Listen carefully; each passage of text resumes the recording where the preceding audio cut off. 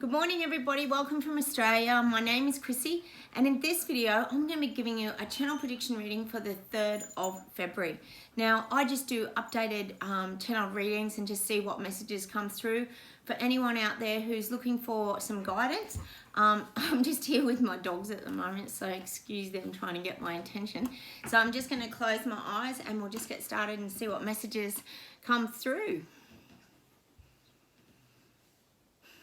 Now, I'm definitely getting hold on to your horses. So it's kind of like hang on to your reins. Things are about to take off. So it's almost like you've just been slowly wandering along on your horse and whoa, suddenly things are going to really take off. And I believe this is around factual evidence. So I believe a lot of facts are starting to come out now. I think we could pretty much say for the last 2 years we've kind of been sort of fed information and we've been told things and we've been endlessly bombarded by especially in the media about what's the truth, this is the only truth, this is all you can believe in, and we've been very, very guided into what we can and can't believe. There's been nothing obscure allowed to enter into our sort of peripheral vision, and I really feel like a lot of facts are starting to come out. There's actually going to be a real kind of outpouring now of factual evidence. Things are really mounting. I'm getting like a huge pile. I'm looking at, for example, on a desk, and there's the inboxes, and the inboxes are filling up with information, facts. There's going to be a real change of narrative, I feel, going forward, that we're going to start to see a lot of information that's going to be coming out that's been very hidden for a very long time. I feel like it's going to be quite shocking to many. I feel that people who aren't prepared for that information are going to be really going into a lot of shock, and this will be very extreme. People who have disbelieved, people who have not wanted to hear anything, and that's the old blinkers on, are going to get a real shock at some of the truths that are going to be coming out. I feel like a lot of facts are starting to pour out now. They're actually showing me a lot of also sort of small villages. So I'm feeling like it's the small minorities that are starting to come forward and start to tell the truths. And that's what the representation of the village is, that sort of, they're sort of showing me that it's kind of like the insignificant small people are now not so insignificant anymore. I'm definitely getting that around a lot of these facts. There's a lot of things that are coming out around the globe now to do with the facts. A lot of facts are starting to pour out. I'm getting no hiding away anymore. You are not to hide away anymore. We have to connect. We have to find kindred spirits. We have to support each other through this absolute madness and yet historical time as well. I think we can all sort of give praise to the Canadian truck drivers who are doing an incredible job, and also now connected other farmers. I heard all the John Deere trucks in Canada. Big shout out over there to all you people who are doing an amazing job fighting for people's freedoms and rights going forward. And there needs to be more of this. We've actually started in Canberra here. A lot of people are joining together to bring these messages to the world. Of course, it's not being pretty much shown on every media platform. It's certainly sort of being spread within certain areas, but not on mainstream TV. I think we can all be certain that that's the case, and that's been the case for a couple of years. But I feel like a lot of facts are starting to come out now. And this is to do with a lot of the things that have actually gone on that have been hidden. I've talked a lot about a documentary here called Battleground Melbourne rather. And if you look that up, it's just a great story and documentary of the people's experience here in Melbourne, which was the most locked down city in Australia during the pandemic, and the fight for freedoms that they've actually had and endured. And it actually shows you the real story, not the one that we've seen on the media platforms, but they're actually giving you a real bird's eye view and account of what actually went down in Melbourne, the capital of the state of Victoria. So these are the kind of things I'm getting. I'm getting a lot of this facts that are starting to pour out now.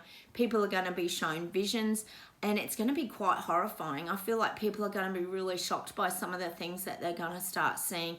And that's what I mean about some of these people who have had their blinkers on.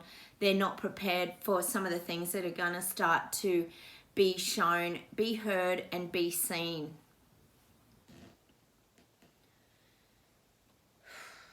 Now, I'm getting that we all have our sort of intrinsic nature. So at the core of everyone's being is their nature. So this is about who we are, what we believe in, what we stand for, the things we're fighting for. And I feel like this is going to be very, very important moving forward, that you stay really true to your own nature. It's very easy to succumb to pressure and to succumb to the things that are going on around us, because it's almost like they're showing me that peer pressure when you're in high school. The peer pressure to be the same is very great, and you don't want to stand out and you don't want to be different. But that's not what they're showing me. They're showing me that it's by being true to yourself and having those differences that sets you apart from the masses. And this is what needs to happen. We need to have people who have got those individual voices and individual strengths now moving forward, because that's how we change the narrative. Because the narrative has been so dictated to by the masses that things are popping up now that are starting to squash a lot of that narrative. And I still really believe, and I get that word, the facts are starting to come out.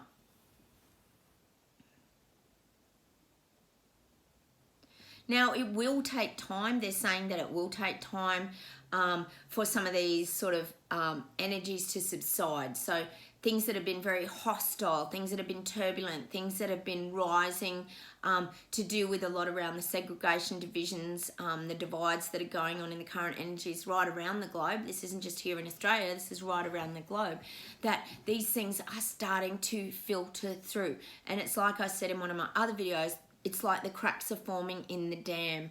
If you've got like a dam wall and the cracks are forming, the water's starting to trickle through. And what happens is your water starts to trickle and it breaks down these walls, and then you end up with the tsunami. And I don't think it's the tsunami of the virus. This is a tsunami of the truths, the facts, the things that we've not been hearing about. And I really feel like a lot of this is happening in the background. The cracks are starting to form, and there's the water sort of trickling through, and we're starting to get those truths now. This is definitely a lot of energy that I'm feeling in February. I really believe that the mandates are going to become a thing of the past. I feel like the mandates are not going to be accepted. And this is right around the globe, Australia, Germany, Canada. There's a huge uprising, and I don't think that people saw that coming, that people would push back. I always talk about that pushback and the pushback and then the pushback again. So these two sides are kind of pushing back. And this is where they're going to have to kind of find that middle ground now. And the mandates will not be accepted, because I honestly believe that people feel that if mandates are passed through in a lot of our parliamentary systems, that they're going to start to dictate so many other areas. And I think people are starting to actually put on those glasses and actually see that now, where this is all heading. If they can mandate this, what are they going to mandate next? And I think that's what really scares people moving forward, is that they don't want that kind of dystopian control. And that's what the mandates kind of bring with them, is that sort of dystopian society, and it's not comfortable for people to be thinking about that. Oh, excuse my dogs.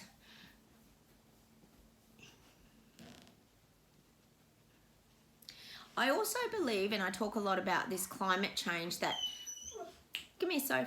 Climate is a way of controlling the people. So if they keep talking about climate change and they keep talking about how catastrophic climate change is to the planet, that's also another way of instilling fear in people. So I feel like by keeping that in the forefront of people's minds and keeping that in the news and keeping that being talked about, that's like another form of mind control. So I think you've got to kind of really get smart in the platforms that you're watching and what you're observing happening around the globe. Sometimes if you get caught up in all these dramas, you can just think doom and gloom and everything's just so negative. when sometimes it actually isn't. Climate change is just, to me, climate is something that changes and evolves all the time. It's a constant. We always have fires, we always have heat waves, we always have floods, we always have tsunamis, we have horrific hurricanes and tornadoes, and this is just a part of life. We do experience climate, but they know that they can use climate as a way of frightening people and getting that fear up again. So I feel like climate change is something that they're going to still keep focusing on. And that's an individual thing. Even earthquakes, I remember as a child, I used to get very frightened about earthquakes. It used to make me feel physically sick.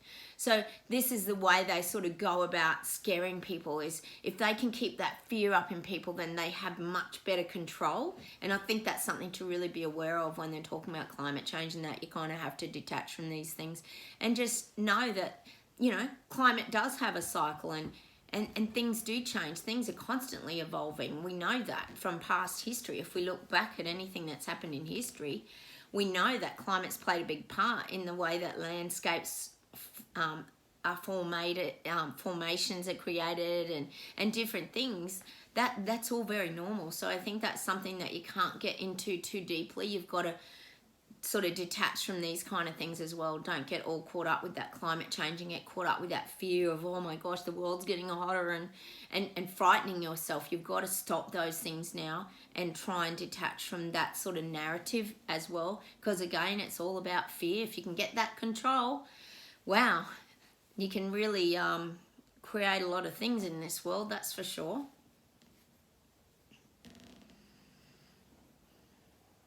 Now I'm getting a really clear message to be kind to your fellow man. So I think, gosh, I think we can all say we've all felt that hostility, the anger rising. We've all experienced probably a bit of discommunication, if there's such a thing, with friends and family, and we've all gone through some really trying times. And you've got to kind of really try and bring that kindness into situations and look at things from a very different perspective. I talk about we've all had different childhood experiences. We've all had things that have led us to this situation. But you've got to also come with that kindness and compassion and try to understand other people's points of view too, and that's very important. Because, like I said, when you rise up into that energy of anger and hatred, you start to feel those things and you start to become that, and you don't want to emulate those things out to the world either. You want to come from a softer, more caring and feeling place, so be aware of your own energy as well.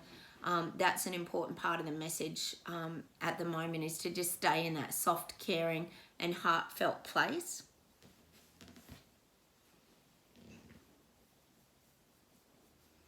Now I'm getting that the truckers in Canada are doing an incredible job. They're certainly not getting the coverage that they deserve, but it will come out down the track how much they have done and how much they have achieved in Congress, and that to make changes in the current decisions that are being made. And this is globally. I feel like this is going to have a very big impact around the globe, not just in Canada. I feel the fact that the farmers are also coming in with, I heard, their John Deere tractors and this kind of thing. This is a bringing together and uniting of people in that common goal of getting that freedom back, and freedom fighting and wanting the truth and standing up for what is ours. And you know what? It feels good to be a part of that, and I think that's what people are liking. You're seeing video footage of people waving on the bridges and kids coming out and families in their cars with flags and people cheering, and it's bringing some joy back into people's lives. And I think that's what it is. Whenever people are doing like a convoy or doing something positive with their energy, it changes and can create great shifts in this world. And I think that these truckers and that have to be really commended on their bravery and their strength in coming forward and standing up for human rights, because that's what this is getting about now. This is not about a virus anymore. I think it's very clear to a lot of people that this is about human rights moving forward and how we want to live our lives and what do we want moving forward. And this is getting back to us having a say in our sort of districts. If you think of the Hunger Games, if anybody's watched it out there, We're all living in these different districts, but it's time for us to come together now and fight for our freedoms as a group collective, because that is now the battle. The battle is to move forward in positive ways and re-energize ourselves. For the last couple of years, we've had a lot of this sort of energy drained out of us, and there's like been no joy. No one's been able to get together. No one can see relatives, and nobody wants to do that anymore. We don't want, that's not the life of fun, joy and happiness that we want. We want to have a say and input into having some laughs, getting together with friends, seeing our relatives, seeing our dying relatives and being able to say goodbye to them. I mean, what even is that when you can't even hug a dying relative and say goodbye because someone is telling you that that's not possible? Even if I've heard someone say that even if they were completely kitted up, they still can't go in and see their relative. Now, this is total insanity to me, and none of it's making any sense. And I think we have to start asking a lot of questions now around why has this been happening and what are the real reasons for all of this. I mean, I think we can all pretty much say Omicron was a very, very mild version of, well, COVID apparently.